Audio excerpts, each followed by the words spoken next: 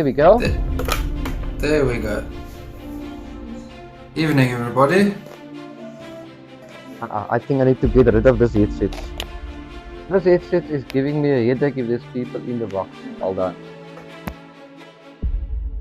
How was your day, brother? Are you good? Yeah, it was good. Yeah, I went to have some sushi now. My wife is on holiday. I'm just using my phone.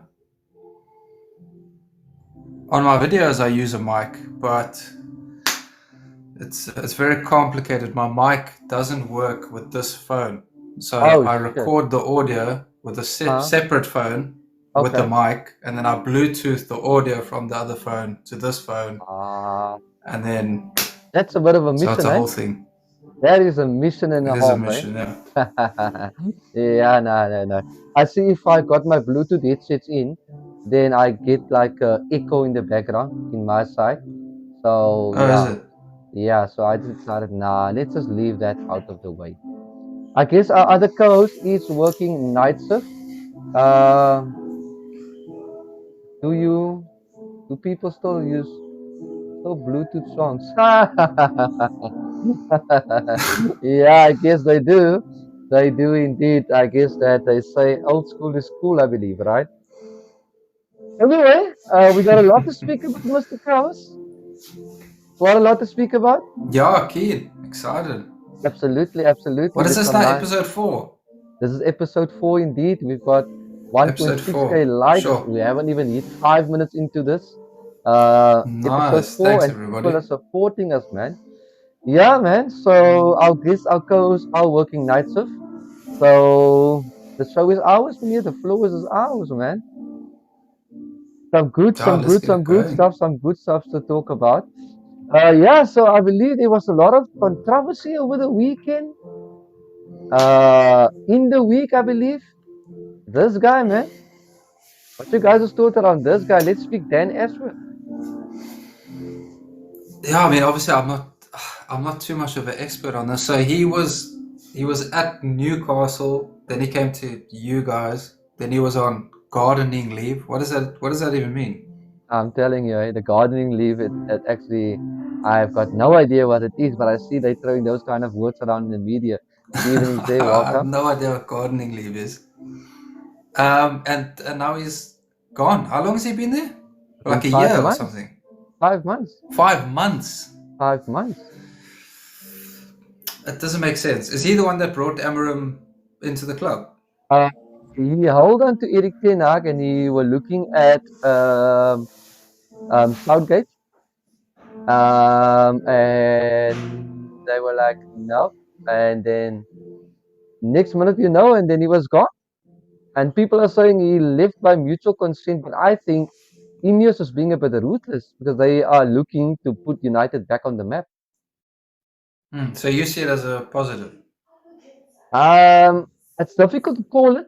I always say that it's difficult even to call it with a new manager walking into any club. All right. So for Yeah. me, it's going to be interesting because I mean they were fighting. They paid out the fee with Newcastle, and the man is gone. And I mean, like you can see cracks are showing slowly but surely in the club. Yeah, look, I suppose whoever you bring in will determine whether or not it's a positive. I If he's believe. great, then To me, nobody's going to even remember him. I believe they say Ineos said that he resigned, but I think there's much more to that. And Something they there must have been a falling out or something. 100%. And if you listen to they also we are just saying cutting back on office Christmas bonuses and those kind of things. So I think there's seriously something brewing at United. Yeah, it's weird because Ineos, they were looking for a replacement for Ten Hag in the summer, then decided they couldn't find somebody better than Ten Hag, so stuck with him. Um, and I think there was a bit of criticism for them not being ruthless in that moment and just getting rid of him in the summer. So do you think maybe they had that in the back of their minds and they thought, well, we're not going to not be ruthless this time. Let's be ruthless and just get it done. It's a very interesting comment. I think there's a lot of unanswered questions around this. I think probably in a couple of months' time, we will probably have more stuff that will probably leak around this story. Probably when I believe that Mm, Arsenal might be interested in him as a football director because their football director left. What's your guys' thoughts around that? yeah, yeah, that's Comments? interesting. To Forest there, well, not just Forest. There's a couple clubs, right? It's not just Forest. Yeah, 100%. Yeah, I mean, that is like, you know what, that is something that, like, it's just a mind-boggling, you know. Another Mm. hot topic, you know, that's been roaming around in socials. Sir Marcus Rashford. What your guys' thoughts around this guy? Yeah, somebody who, I mean, has all the talent in the world. This guy, 100%, but for some reason, the attitude just doesn't match. And it's, 100%. I know people say he needs a new challenge and all that kind of stuff, but if he's not showing that kind of attitude for his boyhood club, I don't know. What's your thoughts, Iggy? I mean, you're a United supporter, so There is some United supporters in here. There's rival fans in here. Obviously, some people would love him to stay. Some people would love him to go. He is obviously a academy player. You know, came through the ranks. You know, but we know on his day, you know, if he's on form, he can hurt any team basically. You know. But let's hear what some of the people are saying around this guy. You know. So let's get some thoughts around from a gentleman, Mr. H. You know, and see what he says.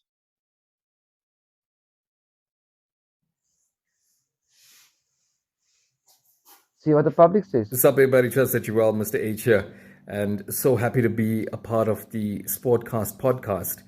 And what I'd like to chat to you and get your points of view on is the romance or the lack thereof at the moment and the relationship that Marcus Rashford has with Man United and its fans. And it's sad to see for a player that has come through the academy and scored a lot more goals for the club than what we would call some club legends, to be honest. You know, it's moments that make players, and he stepped up a few times to do that for United. Unfortunately, he's played in an era where United have not been at their best, and so you look at it and you kind of think, well, you know, he's actually not done that much. And if I look at him these days, he looks a man that's fallen out of love with the game, with the club, and with the fans. And I'd just like to know, from your point of view, how long Marcus Rashford has at Manchester United. Interesting question. As a neutral, what would you say if a player like that has been that long at your club? How long would you still have given him as a neutral?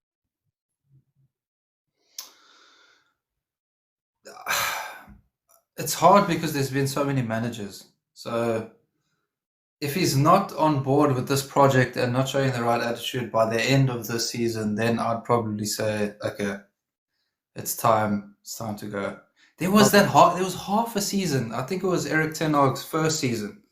It The was with second half Benny of the still there as season, well. where It was sorry, when Benny McCarthy was there as well. When he was just firing yes, on and all cylinders. Rashford was on fire. What Firing on all like cylinders. what was happening? Like what happened there? And where did that go? Like he showed there how like exactly how much potential he has when he's Hmm? in the right frame of mind, and I don't know where that went. So for me, if it's not by the end of the season, if his attitude's not right, if his Hmm. heart's not in it, because Hmm. that's the main thing, you need your heart to be in it, Hmm. and So if we've it got isn't, some we got some comments coming through there that he's always been the poster boy after the World Cup. There's been rumors around where they say that the moment he doesn't have a girlfriend, and then obviously he's not the same Marcus Rashford, but the moment he's got a girlfriend, then he's firing on all cylinders. There's things that comes through that if we get 40 for him, sell him. The question should be, who do you sell him to? Do you sell him to a rival? Do you sell him out of the Premier League?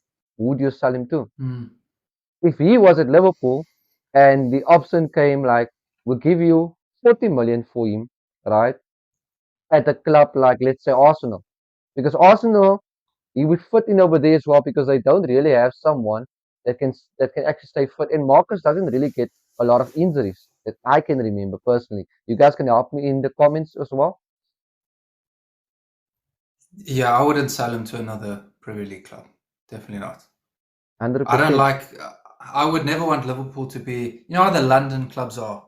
Hmm. When you go from London club to London club, I'll never understand that. Yeah, And the way like Pep has basically said, yeah, have some of my players, Arteta. I would never want to see that. So if 100%. I was a United fan, I definitely wouldn't want him to go anywhere in the No, Premier League. That's for 100%, sure. 100%. If you look at it, right, selling him to a Premier League club, there's nothing wrong with it, right? We have got one of Arsenal's, was one of his most lethal players, which was Robin van Persie, right, at the time, right? Mm. And Mm. he basically helped United to a title. Now, let's say Chelsea that no one is talking about. It's going silently about their business. Sitting there, you know what, 4 points behind Liverpool.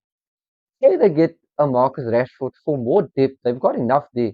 And he's just like, you know what, on the day, every game, I just going to show up because we know how clinical he can be. We know how direct he can basically be. And he even makes a bigger impact at Chelsea. What will United fans then say? That's why fans will never be happy. You know what I mean? They will always be like, yeah, no, let him go, let him go, let him go, you know. It is one of those things, you know. So definitely for sure, I would sell him. I would give him time, probably till the end of the season, all right? And then Yeah. at least give the manager an understanding and a clear direction. Is he really part of the plans, right? Yeah. And also, because that also will then give him an opportunity to know exactly what kind of players he can bring in now. He knows what type of players he needs. Now he gives got time. Look, I'll even have him as a squad player. To be honest with you, I'll have him as a Yeah. squad player. Because I mean, you need someone to come from the bench even. Look at Canacho. Decent squad player as well, you know. Anyway, let's Mm. take some 60 seconds of countdown. Let's see who's in the countdown section. Let's get our first guest in. Just want to get our first Evening to guest everyone that's in. joined, by the Evening, way. evening, Evening, Cape everyone. Thank you Scouser. guys. Evening, We've hit Warren. 2.6 over there. That's also a very good point from Cape Scouser. He might even go to Leicester. Thank you Evening over guys. there. Sorry for that. Sorry for everybody. I'm late. No worries, no Robin. worries, no worries. I had family responsibilities. My eldest son was giving me headaches. Oh my God. No So you're stress. saying the people over here is not So family. I'm back. I didn't get time to change it. Give him a work function. Okay, 100%, 100%. All right, so we got our first guest in. Welcome, Adil. Welcome, sir. We got 60 seconds of countdown, sir. The floor is yours, sir. Anything you want to cover on the topic we discussed or any questions, sir, talk to us, sir. Good evening, Robin. Good evening, Brandon and Iggy. Nice show so far, guys. Just a quick Thank you. comment I just want to make. The Rashford issue we got going on now, right? So we look at players like Greenwood that was also put out of the club because of media. Let us be fair now. McTominay was sold. My view is right. We're backing the manager. If the manager sees Rashford is in a slump now, but the manager reckons no, he's not a player he wants around. He's not part of the process. Then we must sell him, guys. There's no the we can go on as supporters to say, well, must give him a chance. Look how well. For me, the end result is if the manager decides he must go, he must go, because 350,000 a week, guys, is a lot of money. And at the moment, Ineos is scrambling for money, guys. There's a money. My question is also, I got a question after this. We got a problem with Ineos, guys. We will not be able to build that stadium. The biggest issue is they need to borrow that 2 billion or 1.5 billion rand for the stadium.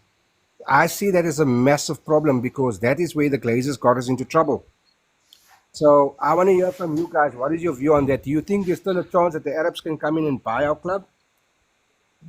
Or what is your view on that? And this is for Iggy and Robin, mostly the United guys, because you guys would be more closer to that. Okay, fair enough. Thank you, Adil, for popping into the 60-second of Thanks, countdown. Audio. Someone else can pop in as well. We will respond to that quickly. Like we say, we're not experts. I'm sure everyone in the year understands football. We read news. So everyone's got an opinion, but it doesn't mean an opinion is a wrong opinion. It doesn't mean a question is a wrong question or your view is a wrong view. So I think I will respond while Robin is still settling in there. I don't think that No, the I'm Arabs here. I'm will here. come. I'm here. Okay, cool. You want to respond? Look, like I said in the beginning, and I think Iggy was part of the whole step with this whole, with the whole first time this whole thing came up of the Glazers want to sell. I always said the devil you know. That is my thing. And I mean, even with the changes that Ineos is making, you can also see the bad. They're not bringing that family vibe towards the club where, like the Glazers, even the people are saying that the Glazers worried about the families, the Glazers worried about the staff. So yes, the Glazers is maybe they didn't look after the stadium. We don't deny that. We don't deny that they took dividends. But we cannot say the Glazers never backed every manager. Bar Moyes, except maybe Moyes, every manager got backing from the Glazers.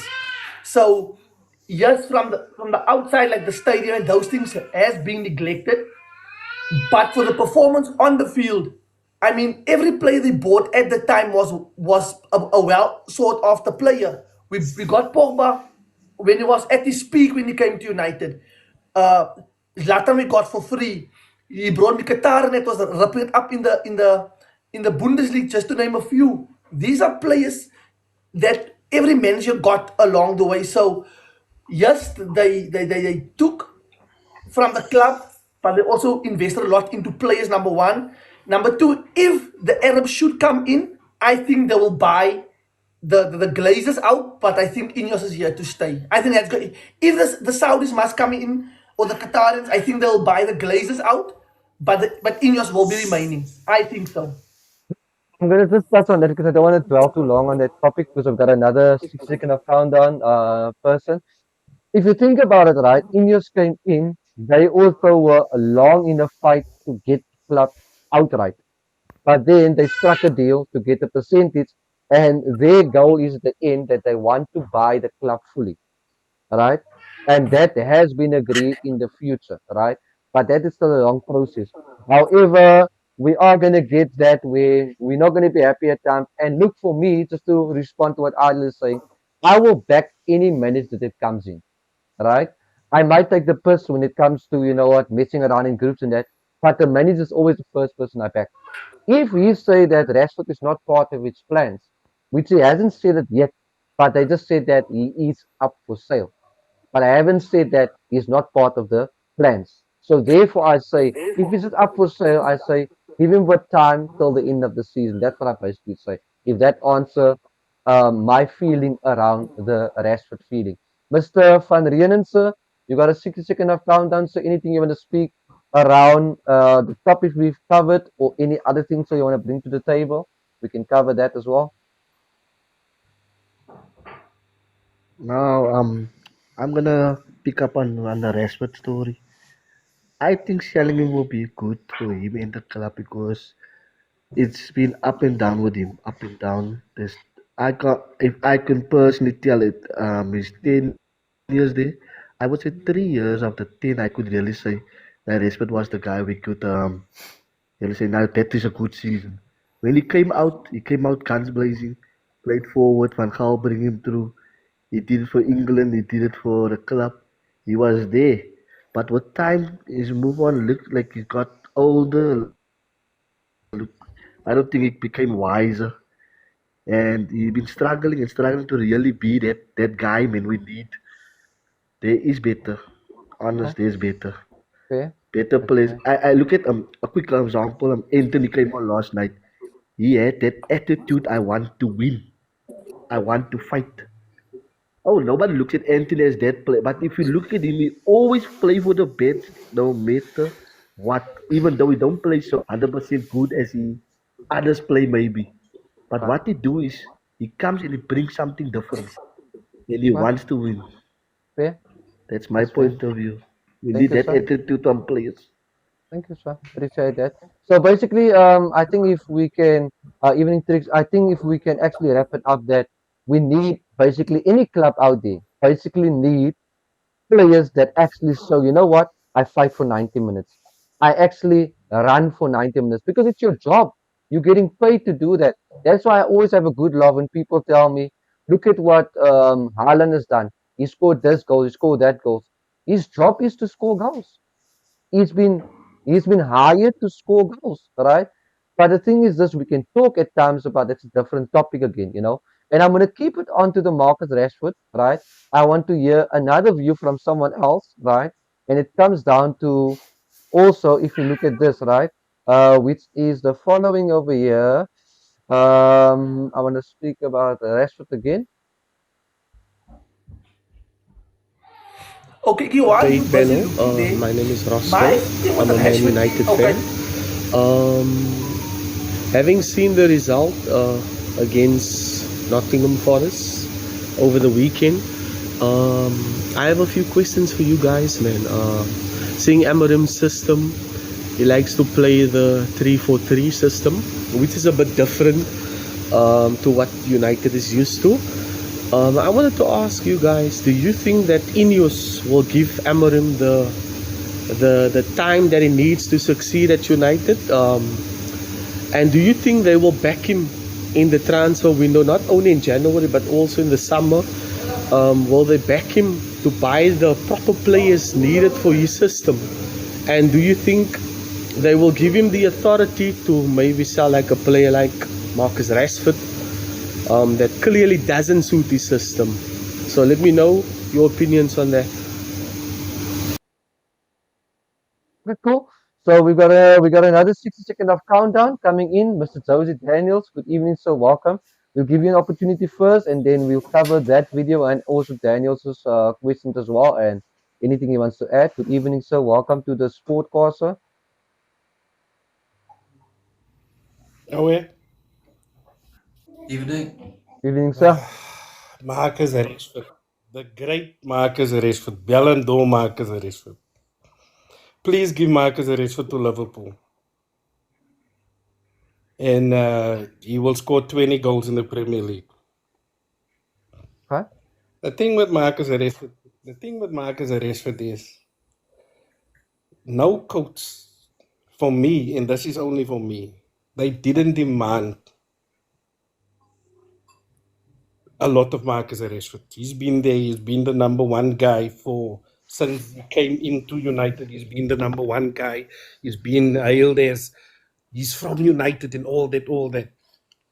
But it looks like they don't demand anything of him. He could go to Edinburgh and go party and come back and be in the starting lineup the next game. He could go 10 games without scoring. He won't be dropped. So that tells me the coaches, they don't demand too much of Marcus Rashford. Okay. That's fair. And couple that with the problems in United. Why must he perform? He pays his $350 a week. Why must he perform? But give him to Liverpool. Okay. That's fair. I That's fair. promise you. That's fair. He will score 20 goals.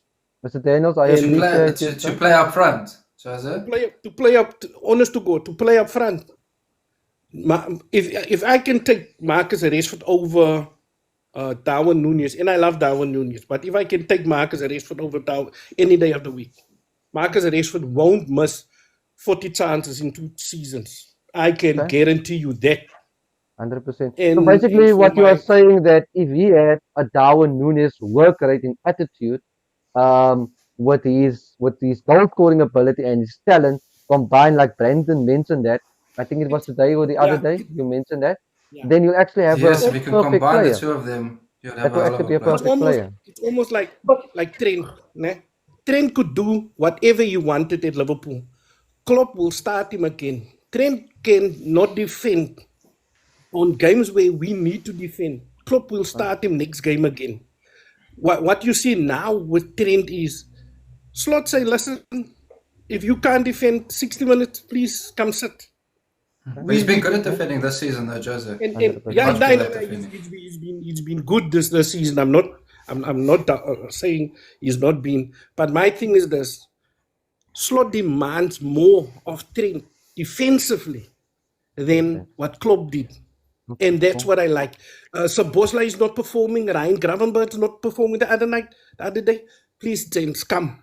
And sometimes you don't feel like the managers that United have did that, because Marcus Rashford can do whatever. He will 100%. still Mr. play. Daniels, I appreciate you, sir, into the 60 second of countdown. I'm going to take 2 more people, 60 second of countdown, and then we will cover some of the things I've put out there. Thank you so much, Mr. Daniel. Is there anyone else, quickly, before we move along?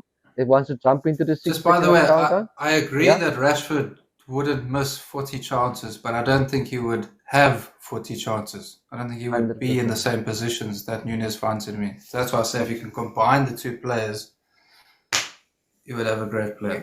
Okay, that's You fair. know what's the thing with Rashford? And I think Liverpool people are gonna crucify me what I'm gonna say now.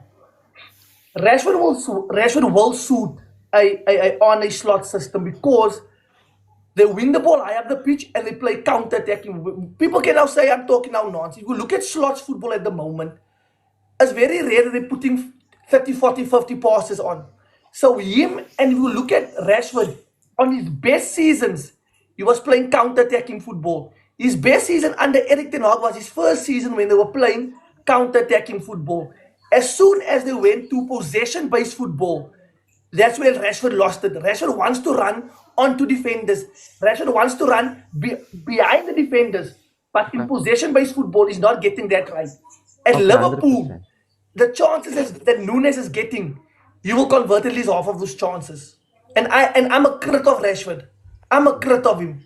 But I think That's fair. number one, I think he needs to leave the club. Was like Joe say, he gets too much right. There is a player there, but he feels entitled at the club. It's like almost the club owes him something. So he does what he pleases. He needs to go into another environment where he doesn't have that attitude in a team with discipline. And then I think you will see the best of Rashford, to be honest. But I don't think you'll see that at United. I don't think you'll see that at United. 100%.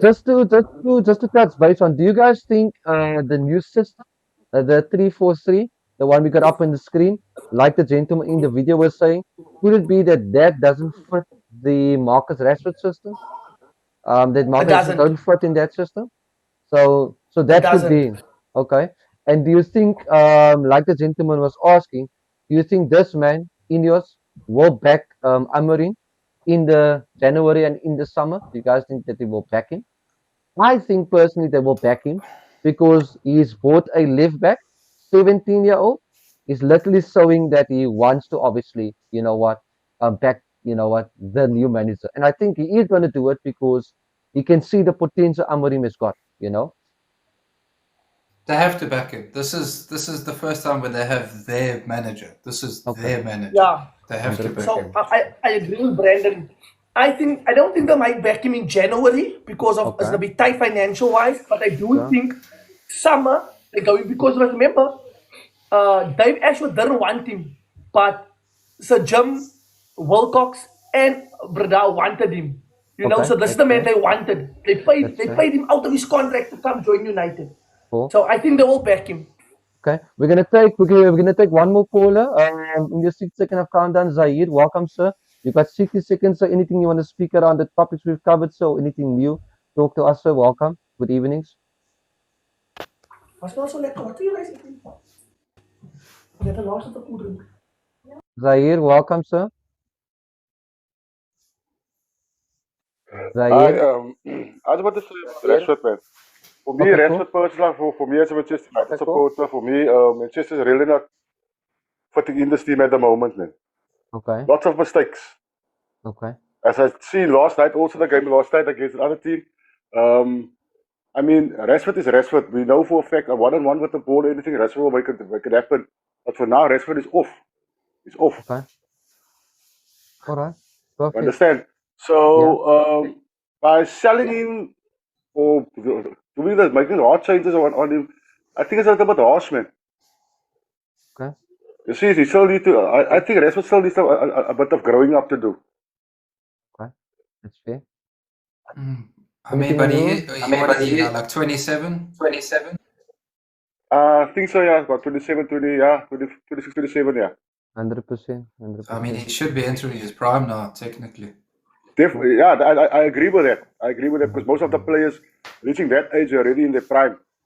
You see, but 100%, every player has got his on and off days. 100%. Thank you, Mr. He's Zahir, still for on popping mute, in, sir. Thank you for Okay. popping in, Mr. Zahir. I appreciate you, sir. Please stay in the comments, sir. And guys, please do me a favor. If you guys are looking for any football jerseys, go and check out the Pro Jersey store. Brandon's link is in his bio. You'll get 12% off on anything you purchase by using his code Reds 97. Is that correct, Mr. Kraus? Just 1997. Just Oh, 1997. 1997. And it's not just Liverpool stuff, it's all club anything. stuff. And Robin, you're still on mute, by the way. Anyway, we'll get Robin back now again.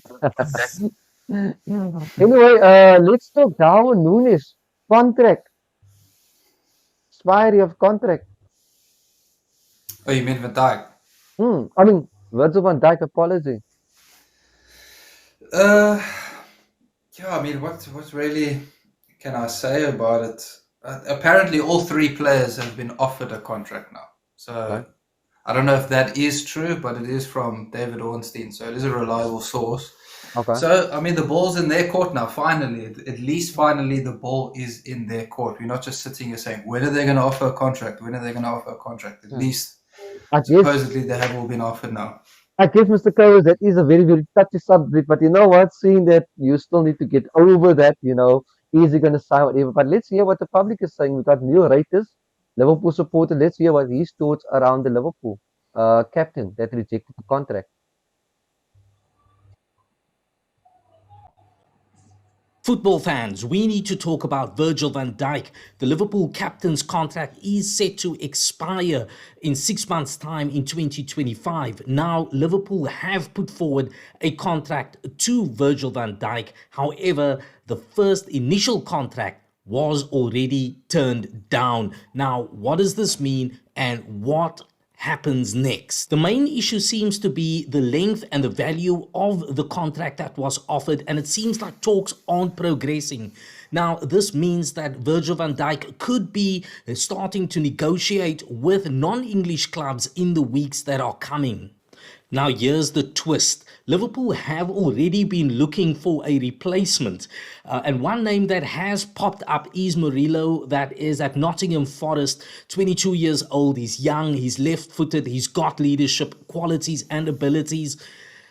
What does this all mean? Now, this could mean a major defensive reshuffle and rebuild under Arne Slot. But what do you think? Should Liverpool fight harder to keep Virgil van Dijk, or should he move on and Liverpool pursue that rebuild? Let me know in the comments. Okay, there you go, comments. So what's your thoughts around that, comments?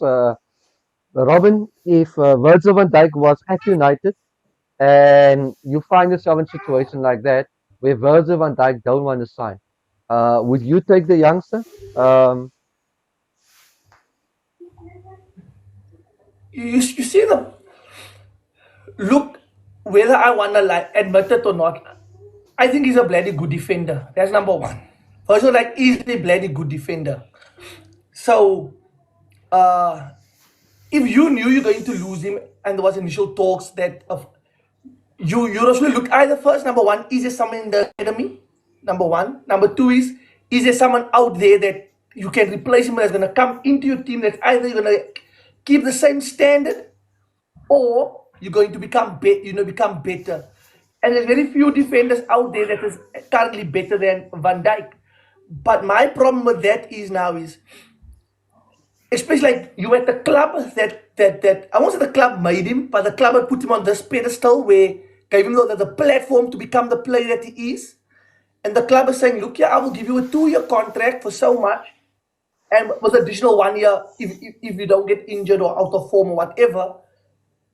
And then you're over 30, but now you're saying you're rejecting it. Then is he really that one for the club? Is he really the servant of the club that we all think he is? Or is he also just gonna be there like any other player, came in, performed well, and decided I need to go now? Give it I a mean, say. he performed well. He was the missing piece, him and Alisson, to win him the trophies. You know what my take is, right? On any player, which you're playing a defender or you're playing a midfielder, striker. I believe if you get to a certain age, like to this age of Virgil van Dijk, before you get to that stage of contract talks, you should really have a young coming defender, midfielder, whatever, that should get the guidance with that experience that's been always in that team to actually give to those youngsters. So I think if they can hold on to Virgil for another year and bring in a absolutely amazing defender that is upcoming, that shows all the qualities, whatever. And Virgil van Dijk can then basically groom that youngster. Then actually Liverpool will be solid for a very long time because now they've got someone that's grooming another youngster. Look, Virgil van Dijk, we know he's an absolute beast, 100%, Listen, I think he will stay. To be honest, I really do. I'm Okay. not panicked at all. Listen, I love Neil. He talks well. He is a radio presenter after all, isn't he? I'm pretty Yeah. sure he is. He is, yeah. There are too many reporters in this world that give too much information. I'm lucky enough to be on a WhatsApp group with Paul Gross and James Pearce, all journalists that are Liverpool journalists in Liverpool. Not one of them are reporting about him turning down a contract and all that kind of stuff. So I'm not panicked at all at the moment. I think they will wait until that. I think it's about 3 more weeks until they can start talking to other clubs. I think they will wait until that time, because when that time happens and there are clubs that are interested, that's when you get more power in your discussions with the club, because then you can say, oh, well, Barcelona is offering me this, so what are you going to offer me? So you can get more strength when it comes to We will give negotiations. Let's give 60 seconds of countdown. We've got Wahid coming in. I guess people want to view their opinion. So I guess it's probably around the VVD. Let's hear what Wahib is saying. Welcome, Wahib. You will have 60 seconds of countdown, sir. The floor will be yours. There we go. Good evening, sir. Welcome. You're on mute, Hi, Mr. Wahib. gentlemen. Hello, sir. How's the gentleman doing? Always good, sir. Good, Yourself. thank you. Pleasure having you, sir. All good, all good. Thank you very much. I do think for Van Dijk's experience, he will play an important role for Liverpool, because the youngsters, they want to see somebody that can take leadership at the back. And when Van Dijk is not playing, Liverpool lacks that, because you can't depend on Robertson. He's also in that age of 33, 34 years. So Van Dijk is a world-class centre-back, and some players that's going to replace him must know what his capabilities are, his capabilities that he brings to the game. He's a leader. He has that aura that wants to be the best. And he can pass a ball 60 yards, 70 yards from the back. And you need a good quality to replace him. You can't just go and buy any player. You have Konate and Gomez and Kwanzaa, but do you trust these youngsters with that big expectation that Liverpool carry? And it's also a big question mark, because Van Dijk, he knows he's at the age that he wants to earn at least 300, 400k per month, and that is what you should be paying Van Dijk in today's centre backs. And for me, I think a move to Saudi or maybe a 1 year would be the loss. We would see Van Dijk if he sign another contract 1 year, but I don't think he would sign a 2-year or 3-year deal, because I don't think Liverpool is going to offer him 350k, 400k. 100%. I don't think Liverpool has ever been a club about offering high salaries. I think that is the one benefit Liverpool has as a big club, of the top 6, That's, what, we don't really give big salaries in that. And I think that is what United is currently sitting with the problem. Wahib, thank you for popping into the 60 seconds of countdown. I appreciate you, sir. Thank you so much, guys. We're on 5.2 likes. I appreciate you guys. Thank you for all the gift sharing there to me and the co-host. We do appreciate you guys, right? Anyway, guys, let's guys. talk Wait, these you know what I like? guys. Yeah. Sorry, what I liked about what you said now, and this is a more of a question or like a statement I'm going to make for Brandon. We've seen Liverpool perform without Salah. We have seen Liverpool perform without Trent. We have seen Liverpool perform without Alisson. We have never seen Liverpool perform without a Virgil van Dijk. Just obviously the lead Yeah, at the no, back. That's That why is it's got my on. Yeah.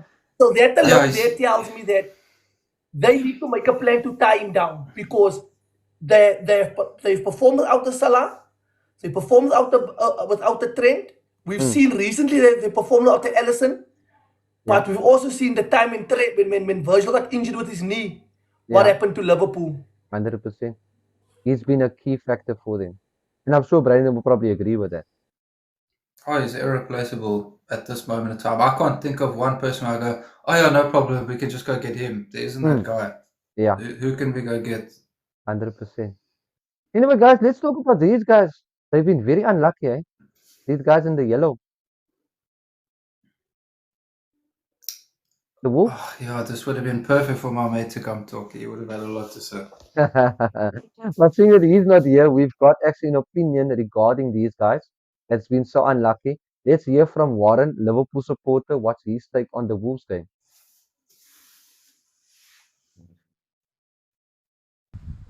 We need to have a conversation about Wolves. Are they the most unluckiest club in football right now? Switching back to even last season, VAR always seems to have it out for Wolves. This could be a conspiracy theory, that could just be the fans trying so hard to cling on to some sort of hope because Wolves at the bottom of the Premier League table haven't been out of it since the start of the season. However, if we look at last Monday night's game against West Ham, there were two Stonehall penalty incidences against Wolves. You can argue all you want, even if it's soft penalties. Those were two penalties that Wolves once again were denied. I remember back, it was either a season ago or a season before that, where Onana clobbered two Wolves players in the first game against Manchester United, Last season. and Wolves were denied by VAR. Are Wolves the most unluckiest club, and what can they do to get out of the relegation zone? What do you guys think?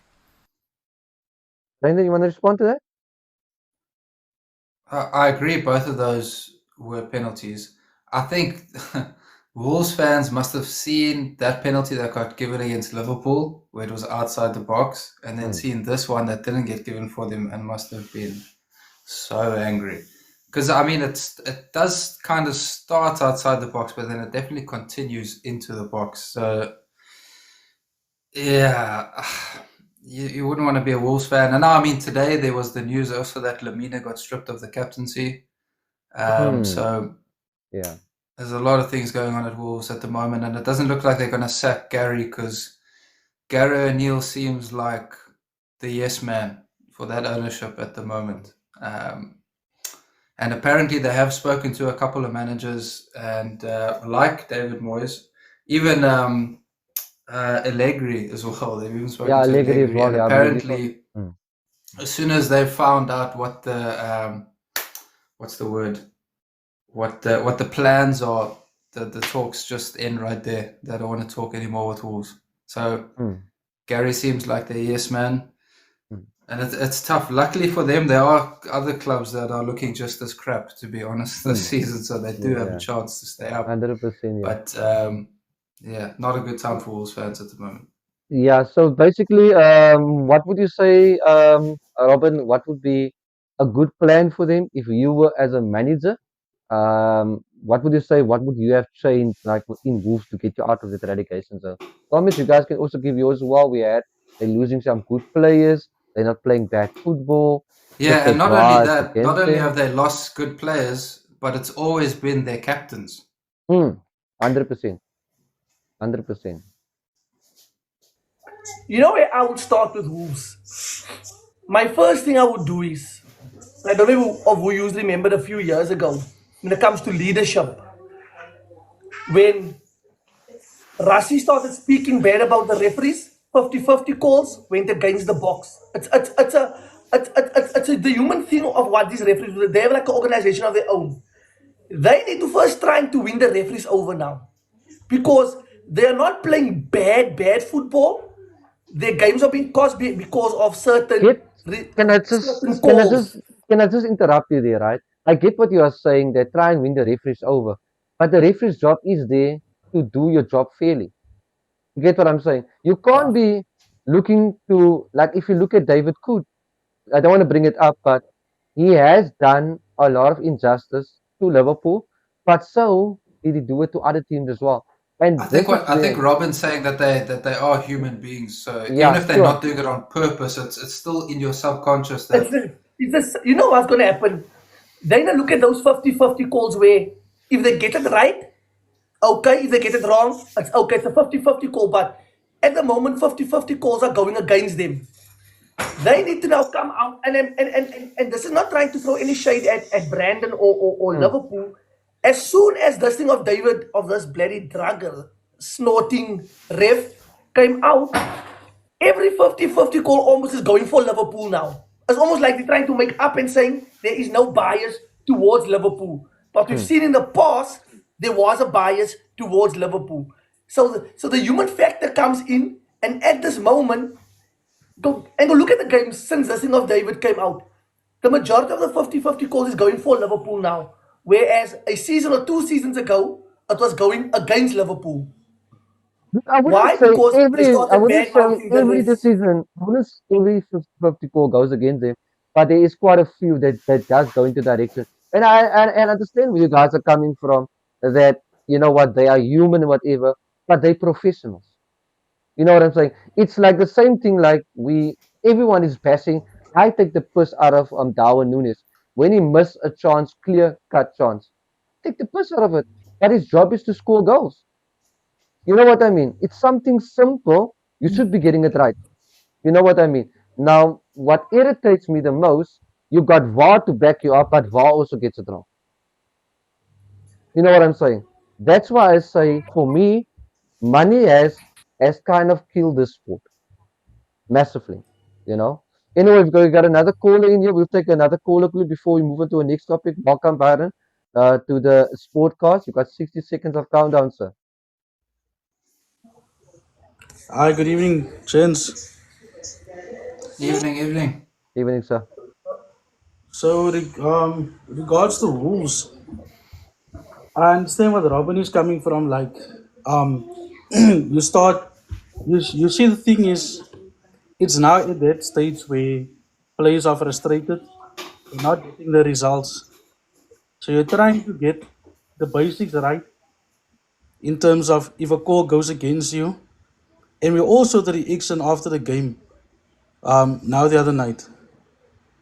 And what they can do now, because obviously goals are going against you and the player is going so insane on that field. I think it's going to be a case of getting your basics right, because you're getting calls against you and the game is going against you and basically you're unlucky. So get the basics right and get that spirit back. It's going to take them a lot of discipline. And I'm not just talking about discipline, about how you tackle or not pulling the player whatsoever. I'm talking about discipline in the football as well. Just to get the basics right. Once you start playing a nice game of football and you see you can create chances, maybe more chances than the opposition, if it's the lower end of the table, then things will start happening for you. But you gotta believe. You need to believe, even though you don't get the results. You need to believe, and it can only get better and better after 2 or 3 games. When you're so tight, you make the game tight, and you're creating chances, and you're just keeping ahead. So you're gonna need a leader that's on that field, that's going to basically just calm them down. Even when things are going extremely bad for you in terms of scoring, and the game is 3-0, you just need to keep calm and just believe in the basic things, because you will basically see what you're working towards when you face the lower end of the table. 100%. Byron, thank you for hopping into the 6 seconds of countdown, sir. Guys, let's keep the likes going. We're on 5.6. Let's try and get 10K before Can the show is I over. ask you Yeah, guys, go for it. do you think that was right for them to strip the captaincy? And also, while you're thinking of your answer, my friend, I was speaking to him last night. They actually recently had a baby, so we went to go visit. And he was just saying how Lamina, the clubs he's been at in the past, like there hasn't been that manager that's really believed in him. And Gary O'Neill has finally been that manager that's believed in him so much, given him game time, made him the captain. And I think in that game, he thought, if we lose this game, that's Gary done. And he gave absolutely everything, giving it all, fighting. And then all of that, what happened at the end of the game. So what are your thoughts on all of that? Do you think it was right? And what do you think? Okay, Brandon, Look, I didn't see it, to be honest. I didn't see it. But and I've made a video a few times of this when it comes to leadership and captaincy. I don't see it so much in football where you can say, you know what, this captain or this leader is making big decisions on a soccer field, because you have your manager. Literally, you can give it the armband to almost anybody, because a manager standing on the half of the field screaming tactics anyway to you. And I've always said this, if you compare that to a rugby or a cricket captain where you need to make decisions, do I take a scrum? Do I go for the poles? Do I go for a line out? You are literally making calls. You are talking alone to the ref. So for me, regardless of what happens, I don't know what happened on this event, but I'm just speaking about captaincy in general. I don't see a big thing that way someone can really say, this is a great leader or a great captain because he makes tough decisions on the field. You can say maybe he's a leader by the way he plays. He's a good example, but I don't see what soccer captains do that make them to say they're making the tough decisions. this is my thing around the stripping of the captain. Firstly, I believe you don't strip your captain like a couple of games into the season. Because why have you identified him as a captain if you know a couple of games in, now you identify, no, he's not the right guy. I believe that, you know what, if there's certain things like I'm also a leader where I work, but if it's things that I'm not doing at work, my manager would sit down with me and try and fix those qualities, right? But imagine they strip a leader. What kind of message does that send to the player? You send a kind of a little bit of bitter taste in the mouth of the players. Like if the captain can be stripped, like, well, if I don't play a certain way or I don't like, you know what, make a lot of mistakes, but I'm bound to make mistakes, I might go to the bench. And every player wants to play football, right? So there's a lot of things around that I say, you know what, a captain should not be stripped this time of the season. Unless he has been I reckless. think one of the things that made it easier for Gary is that, unfortunately for him, one of the people he pushed was one of the Wolves coaches. Oh, I think that's what makes it more easier for Gary to say, listen, you push the Wolves coach. But I mean, they've made Nelson Semedo the captain, who. Okay. Sorry, that's not captain material. Okay. But anyway. Anyway, So you got Cole Palmer on the screen. So let's hear what they have to say about this incident there. People might think, what is this incident over there, Iggy? What is happening there with Cole Palmer, you know, throwing a hand up in the air? But let's hear what they're saying about this incident over here, you know. Let's see what they got to say. There's a topic that I would like to speak of. If anybody watched the Chelsea versus Spurs game, there were Spurs fans that were throwing paper packets, their dirt, their rubbish at the Chelsea players. I feel that it is a very bad look on the league, what the fans are doing. I feel like action needs to be taken to address such situations. Like, if nothing's going to be done, fans are going to think it's okay to throw objects at other teams. It can cause lots of complications moving forward, and it's just a disregard. And I feel like it was a real low. And I think that explains why Spurs are action needs to be taken to address such situations. Like, guys in the chat, going to be done, can you hear?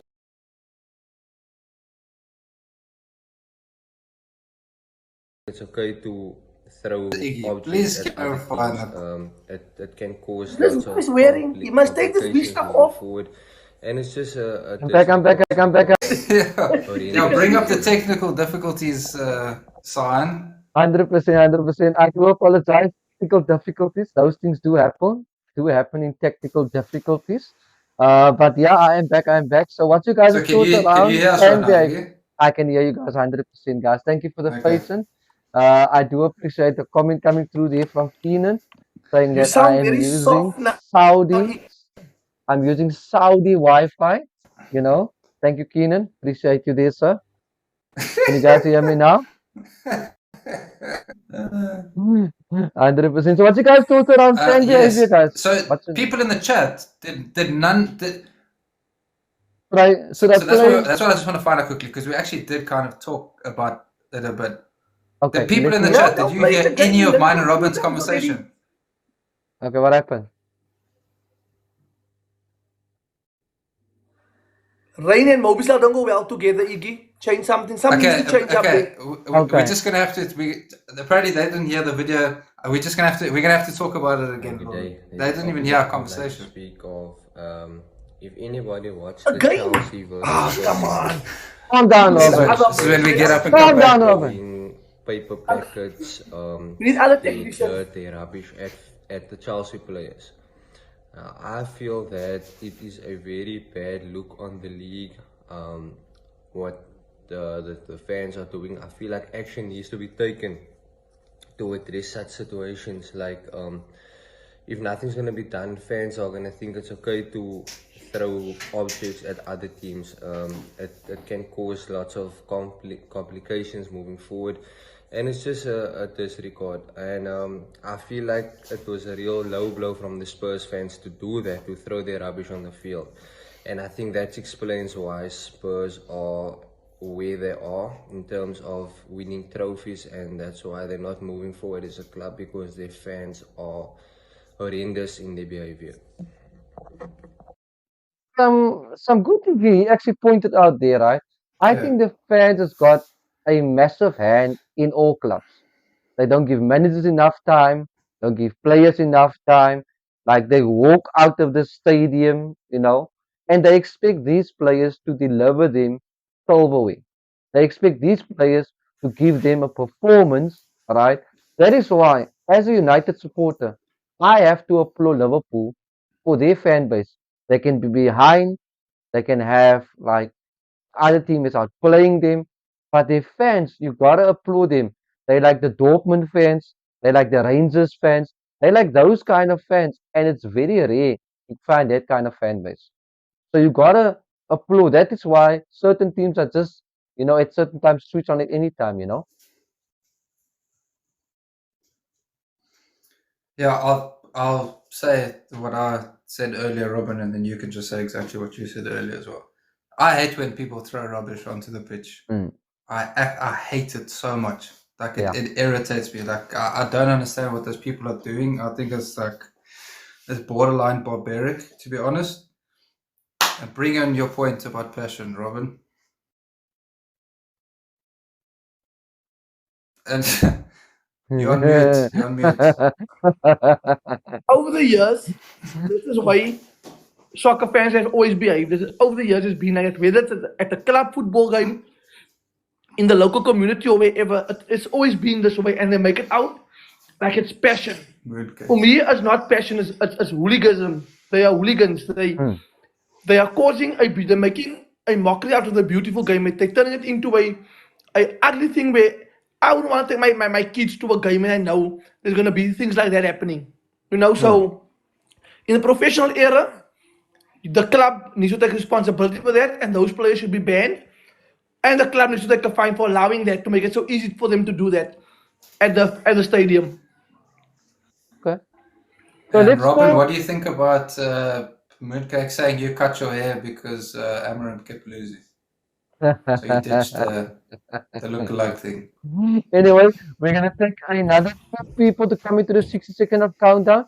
But in the meantime, while waiting on 2 people to come in, what you guys' thought around the Ahmad and the Rasmus heated debate on the field, and then the manager hits back and say, it's okay for these things to happen from time to time, because that means they feel something.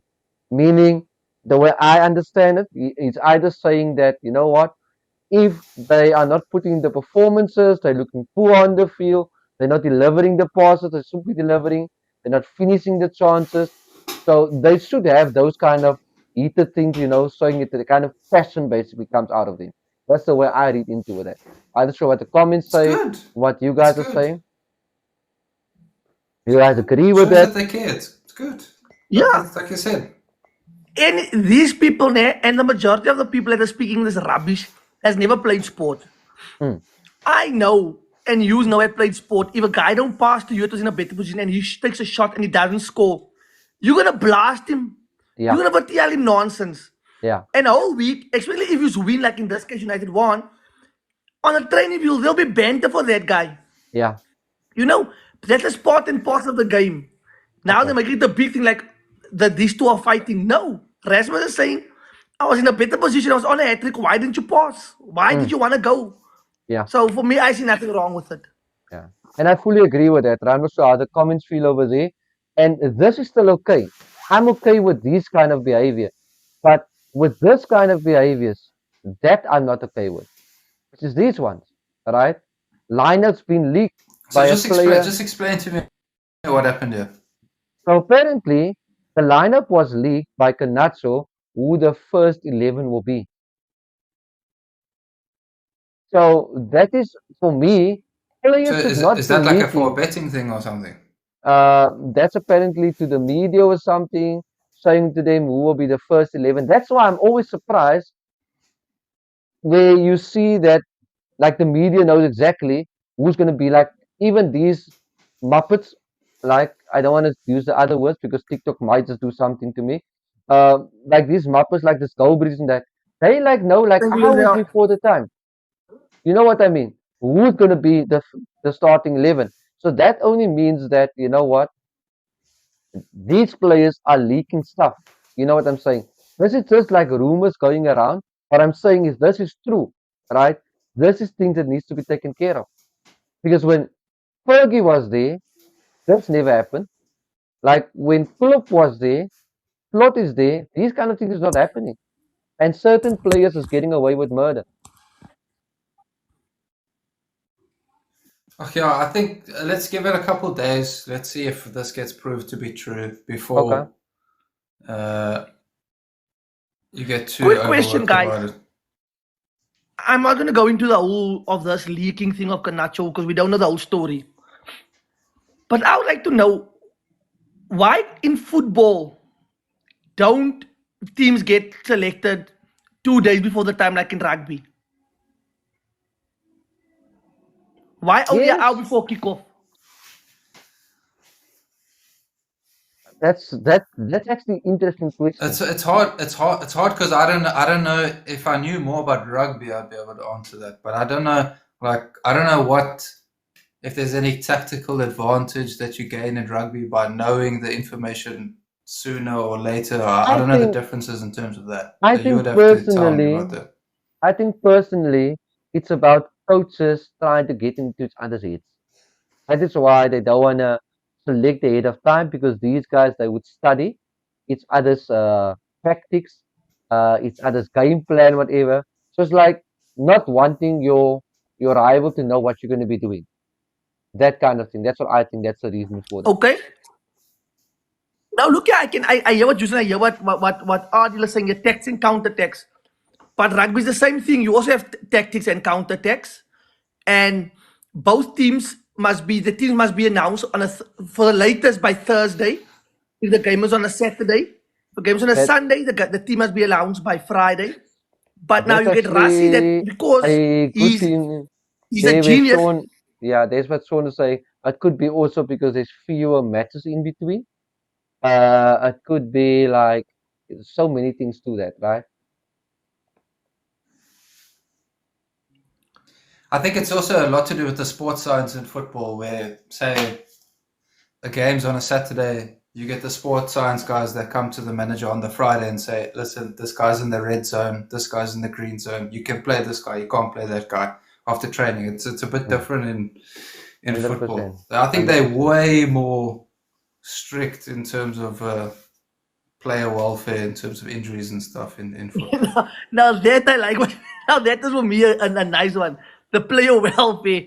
Yet rugby is more physical, but there's less muscle injuries. So Okay, then, but it's different. I don't know a lot about rugby, but I've had a go at both sports, and it's different kind of pain. I yeah, get what you're saying, rugby Robert. is I more get what you're physical, but saying. I'm saying like, But you know, you know, that is how something come is the that I recovery time in rugby? Iggy? I I think that is like a topic for a topic all on its own, I would say. I have to be honest with that. That you have to like go into that detail, tactics, and so much more about those kind of things. But anyway, let's talk about this guy. Everyone will probably look at this and think, Iggy, you want to speak about the miss? No, I don't. I'll tell you exactly what I want to speak to you guys about this guy. Yeah, what are you doing to me, Hey Iggy? guys, so I'm gonna give my What is this opinion now? on a hot topic that's currently happening in the football world. So, Asa. everybody's talking about Darwin Núñez. Is Núñez good enough for Liverpool? That's a very controversial topic. Me personally, I feel Darwin Núñez is a brilliant footballer. His time at Liverpool, this is his third season at Liverpool. Things hasn't gone to plan or from what we expected as fans and what the club expected from Darwin Núñez. But take nothing away from him, he's a brilliant player. He has performed well in Portugal and he's proved himself in other leagues. Moving forward, what is the best thing to do for Darwin Núñez and for Liverpool? My personal opinion, I think that we should give him till the end of the season. If he doesn't prove himself, I think the best thing would be to part ways. I feel like that will be the best thing for Liverpool and for him as a player if he gets another club. But I feel like January will be a bit too soon. We give him till the end of the season to prove himself. Yeah, so that's Darwin Núñez, the take on Darwin Núñez. Brendan, thoughts around it, comments, thoughts around it, Liverpool guys, thoughts? I've been thinking about this a lot, and I haven't wanted to make a video about it because I think people will say like, what are you talking about? But I think besides Darwin, I just think people love, just in general, to be negative. And right now, there isn't that much to be negative about when it comes to Liverpool. We're top of the Champions League, top of the Premier League. We're still in all cup competitions. Our managers hit the ground running. There's nothing to really be negative about. So we need to find something. What can we be negative about? We're human beings. People love being negative. What's the first target? Núñez. Let's all pile in on Núñez. So I'm not saying that the people are wrong that are negative about Núñez. There are some valid points, and there are valid points for the people that are pro Núñez. But I do think people love just in general to be negative. And I think there's nothing wrong with, I think people get so fixated on the starting 11. I think Núñez is fine to have in your squad.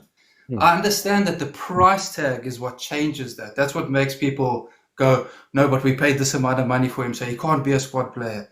We bought him to score goals. He needs to be the main striker. Well, we are in the situation that we are in.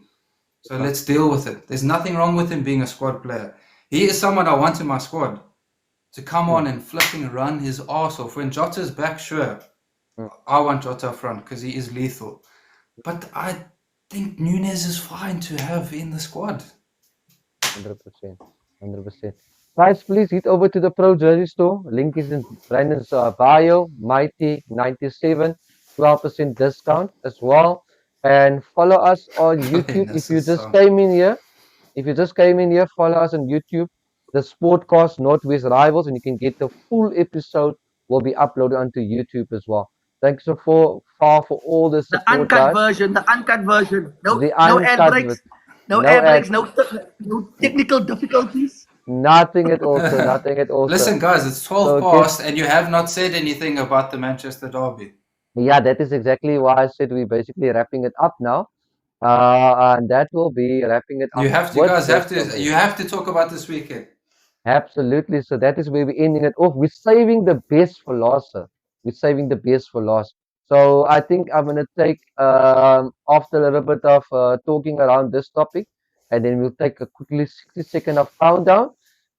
So City versus United this weekend coming up. Both teams. Can I just say one thing about it, and then you guys go? No, it's fine. Go with it. And you guys say your thing. I think this is going to be such an interesting game because it's both managers are like kind of in a similar situation but different at the same time. One manager because he's just come into a club and he's trying to figure out what to do. Yeah. And then you've got another manager who's been at a club for a long time, but he's in this kind of situation. It's the first time he's ever been in the situation where he's trying to figure out what to do. And for the first time in his career, everything that he's trying to do is not working at all. And Pep's never been in that kind of situation. So both managers trying to figure out what to do with their teams. And I just think that makes this game so interesting. And that's why I think it's going to be a draw. You guys go. You just have to put that in there, right? You just have to put in there. We also got some comments coming through. I think it's a shit time to play City, to be honest. Just to let you guys know, there's also a comment that came through. It will be the first time in history that both Manchester United clubs will be losing. So yeah, so you know what? I say have your fun while it lasts. But you know what? I say payback is a biatch. Anyway, you were saying, Robin, before I interrupt you. I think it's a shit time to play City, to be honest. It's a very shit time. Because if United wins, everybody's been winning City lately, so it's not a big hoorah. But if United lose, it's like everybody's winning City besides United. So it's a lose-lose for them, you know. It's a lose-lose for United. Yes, we'll get the 3 points should we win, but I think it's a bad time because, like I know, you know what's going to happen come Sunday? City's going to pitch for the game. City pitch, City win United, and then again, back at the moment, they're all the banter, then we'll just get all that heat again. So I think it's a shit time to play them, to be honest. I kind of agree to disagree with you. Yes, it is a bad time to play them because we should be winning them, but that's according to people. But if you look at the squad that City has got, yes, they got the injuries, but they still don't have a bad squad. The upside would be if people look at it that City has been a team that's been on form for a long time. They've been players that's been playing together for a long time, so there is some kind of chemistry. But it's just there's something missing at the moment, all right? That is not clicking, all right? I'm not sure if it is our new manager that has broken Pep's confidence in the Champions League, maybe. He's struggling to bounce back from that, you know. But also, with the new manager brand, like you say, coming in, you got players, the one moment they play football, the next minute they don't. But have you noticed, whenever United go up against a Liverpool or Arsenal, 90% of the time, they would step up, these players. It's always been like that. So I think it's going to be a very entertaining game. A very entertaining game. 100%. Anyway, let's get some people into the 60 seconds of countdown. We'll take 5 people and then we'll end of the show. Then I want to say thank you to everyone that's been tapping the live. We just hit 11K likes. Thank you for the gifts. Thank you for sharing the live. I appreciate all of you guys. Thank you. So I think, should we take 3 callers? 3 callers? Sure, why not? All right. So can we have Sure. 60 seconds of countdown coming in? Let's give your view, give your opinion. This is where your opinion matter. Anyone? Before we end of the show, episode 4 will be uploaded onto YouTube. Please go follow us on YouTube. There we go. We've got Class of 92 coming in for the 60 second of countdown. We'll have 2 more after him. The floor is yours, sir. You may go for it. Welcome. Hi, good evening. City United, always a big game. I think City has got. I think if you look at Pep Guardiola's history of managing, this is the first time he's ever been in this situation. So I don't think it is anything about his tactics or his managerial skills. I think there is something happening behind the scenes. So I'm going for a 3-1 United win. Interesting. 3-1 United win. I don't think City is going to win this one because I feel like even now, I think it's been a week since they said the case is closed. They know the results of the case. It's been even worse since that announcement.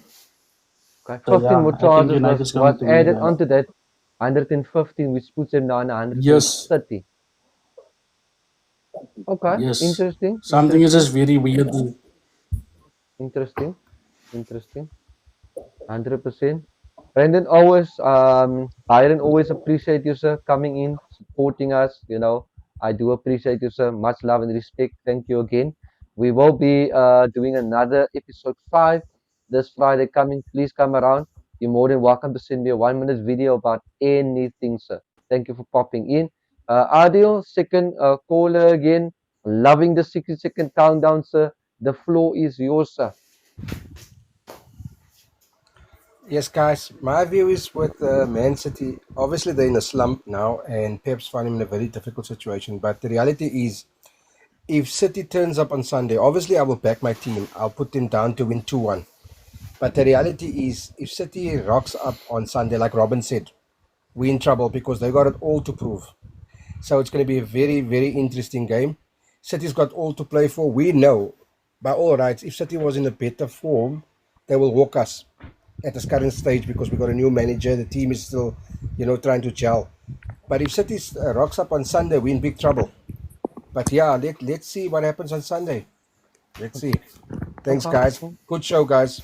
Thank you, sir. Appreciate you, sir. Any No other more problem. callers? I can see that long ball getting played through to Ahmad, running in behind, Oh, plays it are back you? across goal, tap in. Or would you rather say you're seeing that sexy carpet champagne football coming through on United on Sunday? Just that, just I can see it. You gliding. guys, in the past, even when City's been at their best, there's been times where you guys have counted them in their chops. So I wouldn't be 100%. surprised, honestly, if you guys beat them. Really, 100%. it Let's is. hit It is some. at the empty head. I think COVID's done and the fans are at allowed the back in the empty. stadium, but nobody told the fans they can come back. Makes sense, no? Because I believe that they also wanted to leave against Juventus the other night, They've already got such a little amount of fans, and even those fans also want to leave. I do apologize to the supporters, I do apologize. But anyway, let's hit some score predictions before we end of the show. Brandon, score prediction from your side, sir. You don't have to give your prediction you gave in for the thingy, but what would you say? No, I can because it doesn't matter now. Okay.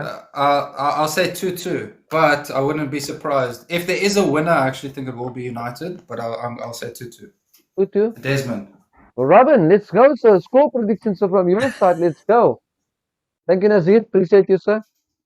Robin is first going to check I his said paper. 2-2 and I changed my predictions. But my original prediction was 2-2. I won't say the new prediction, but I said 2-2 as well. Okay, so 2-2. Okay, that's perfectly fine. Comment section, what have we got from you guys?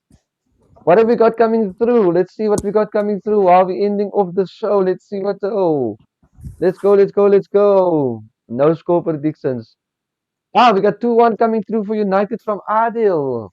We've got any more others? The Gunner Guy coming through. The Gunner Guy, you can catch the full show, sir, on YouTube, the Sportcast, sir. The full show will be there. 2-1 from the Gunner Guy, sir. I'm looking forward from a Another video from 2-1. you as well. Mr. Glenn, 1-minute video, sir, and you will feature on the Sportcast. I'll give you guys, to those that just arrived, it's a quick little sneak preview while we're ending Ranking, off. you think City will keep a clean sheet? Let's see. So whoever's in there, you guys can send me a nice little video. Let's do this one. Something like this. What's up, everybody? Trust that you're well, Mr. H here, and so happy to be a part of the Sportcast podcast. And what I'd like to chat to you and get your points of view on is the romance or the lack thereof at the moment and the relationship that Marcus Rashford has with Man United and its fans. And it's sad to see for a player that has come through the academy and scored a lot more goals for the club. Here we go. So we will end the show on a note of saying thank you to everyone that came to support. Anything from the co-hosts from your side before we end? No, it's always No, awesome being with thank you you guys. guys. Seeing Yeah, Mr. H, awesome stuff. seeing Mr. H on Looking here. forward to another Nice weekend. getting a voice. Always nice. So yeah, and for everybody that's in the comments, We're 100%. doing this for you guys, and without you guys, we'll be talking to ourselves. So I want to say 100%. thank you to you guys 100%. for taking time out to come in, spend an hour or so with us. So we appreciate it. Thanks, guys. 100%. 100%, guys. So Mr. H please. should be on radio, by the way. Oh yeah, Good, he's got good voice. he's actually got a voice for that. No? He's got a voice for radio. So guys, let's make episode 5 even bigger and better. Let's share the lives around. Let's subscribe to the channel. Let's go to the Pro Jersey store. Let's keep on supporting, and of course, when you guys are live, please share your live with us so that we can come support you guys as well. You know, because we don't just want you guys to support us, we want to come support you guys as well. I want to say to everyone, have a fantastic evening. Have a beautiful long weekend ahead of you guys. All right. And please stay safe out there. We are in silly season indeed. Assalamu alaikum. I'm doing a triathlon on Monday, guys. Thumbs up, doing a triathlon on Monday. So Good luck, what? Robin. Good luck. Oh what? yeah, Oh what are you doing? triathlon. What the hell is that? A triathlon on Monday. Are you gonna For the try big to run to boys. For the Athlon? big boys. Are you gonna try to run to Athlon? Yeah, it's for the big boys that Iggy. Okay. It's for the big boys that Iggy. 100%. 100%. Thank you so much, guys. Good luck to you, Robin. And good luck to everyone. Have a fantastic evening, guys. And thanks for joining us. We will be signing out from the Sportcast and see you guys next week. Assalamu alaikum. Good evening, everyone. Take care. Cheers, Bye guys. for now. Brandon, before we go, number 5, Brandon, next week, a closing song from you, eh? Get your guitar ready, polish it nice. We need to get that song from you, my friend. 100%. We can't end off like goodbye. We can't end off with a goodbye. 100%. Just quickly before we go. I didn't mention this is my final ever podcast. Sorry. Okay, let's just do that Hey? before we go. Can I I didn't have mention. I, Can I have 3 thumbs up for Brandon to end of the show with a song next week? Can I have 3 thumbs up? If I got 3 thumbs up, no, then but that's what I was saying. I was sorry. I forgot to mention this is my last ever appearance on the podcast. yeah, this is your last appearance without your guitar at the end. Fantastic. So guys, please join us next week. Ending off Brandon with a song for the podcast. Guys, have a good evening. Thank you for joining us and stay blessed, everyone. Enjoy.